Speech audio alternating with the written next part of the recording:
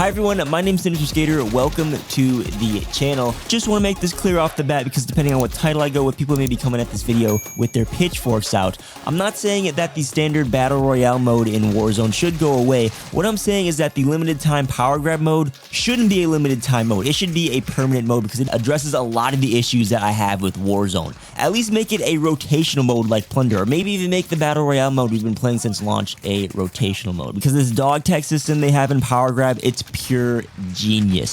So I'm going to spend the first half of this video explaining how power grab works for those of you who haven't gotten a chance to give it a shot yet. And then the second half, I'll be discussing how they can expand on the mechanics of power grab to fix Warzone and make it a even better game. Now, power grab has 4 key differences in it. The first one is that there is a reduced circle at the start of the match, which isn't much of a game changer.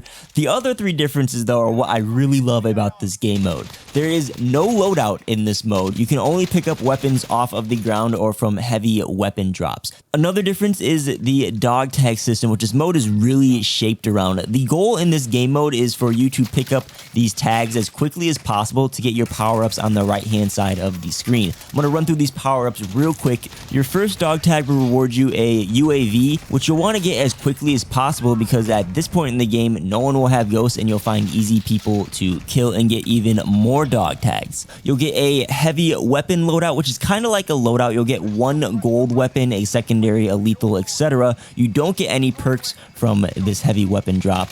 You can get another respawn token. Everyone will start with 1 in this game mode. There also are respawn crates that will occasionally drop.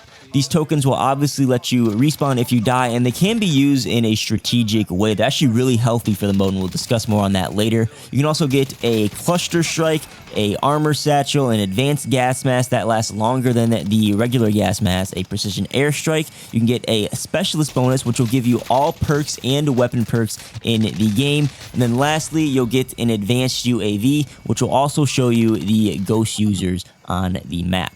Also, for each dog tag you pick up, you get a brief speed boost and it will replenish all your armor and health, which can again be used strategically. You get these dog tags by looting at chests or by killing enemies, which encourages aggressiveness at the beginning of the match to get your power-ups rather than camping. If a fast play style isn't something that you can do, you can simply loot chests to get tags and then strategically navigate yourself to the last circle, which is a strategy I recommended in my 80s action hero guide. Looting for dog tags isn't as fast, but it is a viable playstyle until you get to the last circle, which is where our last key difference is. The last circle is a slow closing ring, and to win the game, you either have to be the last team standing or you can exfil by capturing a flag. The exfil mechanic combined with the respawn tokens really deters camping and creates some really interesting final circles. For example, if your team is on the flag and making some progress on the exfil and happen to die to some campers at the edge of the circle, the campers will need to do a full exfil while erasing the progress that you made on the flag, and you can use your respawn tokens to land on some high ground to counter the campers, or you can use any of your other power-ups like your gas mask to get behind the campers and kill them. Which may seem like a risky play, but remember you can pick up a dog tag from your kill in the gas, get all your health back, and make it back to the circle easy peasy. And if that doesn't work, just use your last respawn token to try something else. Power grab mechanics open up a ton of playstyles and counters to camping, which is one of my issues I have with Warzone right now. Other issues I have aside from hackers, I don't like snipers, which kind of goes hand in hand with camping. If you're an aggressive sniper and have a shot, yeah, good for you. But if you're like sitting in a building in the last circle with a sniper out, it's just really frustrating. Yeah, people can argue you had better positioning and positioning wins battle royale games, but it could have been all RNG on that last circle. People could have got a recon and, camped the final building. When something like that happens, there's not many counters that you can do, and I think we can all agree that it's frustrating. I also don't like how Warzone is now a race to get cash as fast as possible and to get a loadout or maybe even 2 loadouts as soon as possible. And I kind of think loadouts could use some adjusting after playing power grab. I don't like how most meta guns are in loadouts. I don't like how perks like Ghost are super clutch and are only available in loadouts. It just gets stale and repetitive, and people are always using the same guns in play styles. And the Gulag mechanic is cool, but I find it frustrating when you get something like dual wield pistols that are complete RNG whether you hit your shots or not. I like the respawn tokens more. You still have to put in work to kill people or to loot to get your respawn token, similar to how you have to put in work to kill someone to win your gulag. But I don't see why you can't have both in any Battle Royale mode. Have some respawn tokens and have a gulag as a second respawn.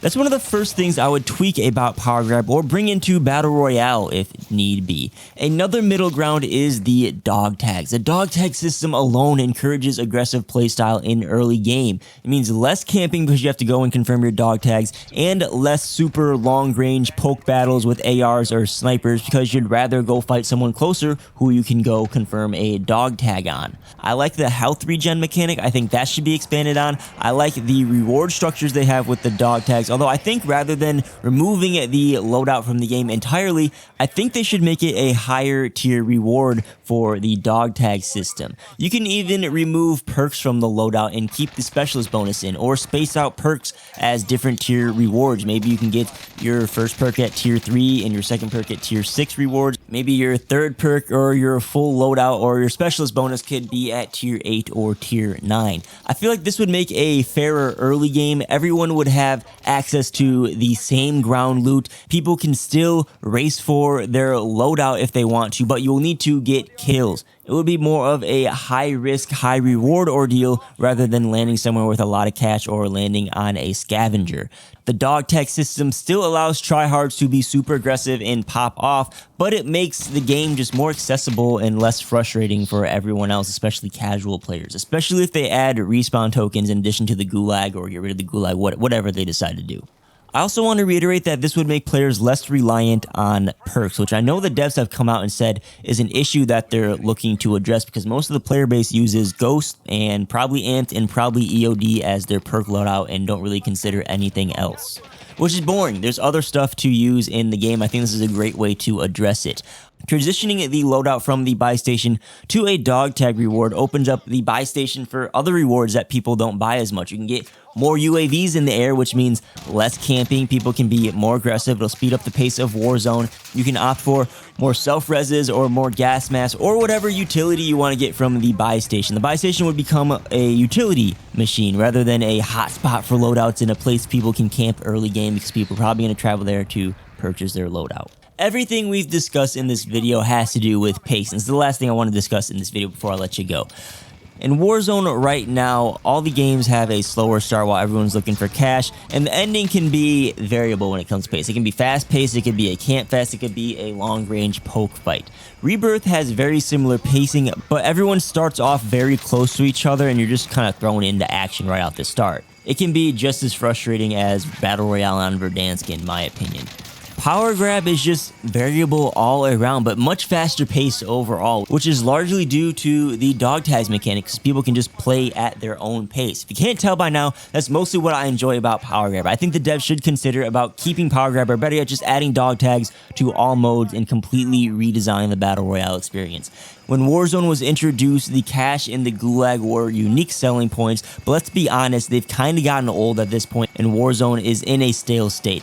Dog tags could shake things up more than if they added a completely brand new map to the game. It's really unique, and I think the dog tag system is more fitting for a Call of Duty game rather than running around looking for cash or anything like that. I mean, that sounds like Counter-Strike Battle Royale in my opinion. But let me know your thoughts on completely giving Warzone an overhaul by adding the dog tag system down below in the comments. And let me know what you think about Power Grab as well. Do you like it or do you disagree with everything that I said in this video? I think it's a success. It's very similar to the Die Hardpoint game mode in Cold War that I just praised in a recent video. It's an 80s mode that I also found just as fun as Power Grab. I think it should be permanent as well. You can check that video out on the screen right now. Don't forget to drop a like on this video and consider subscribing. If you guys would like to help support the channel directly, there are some links down below in the description that you can check out.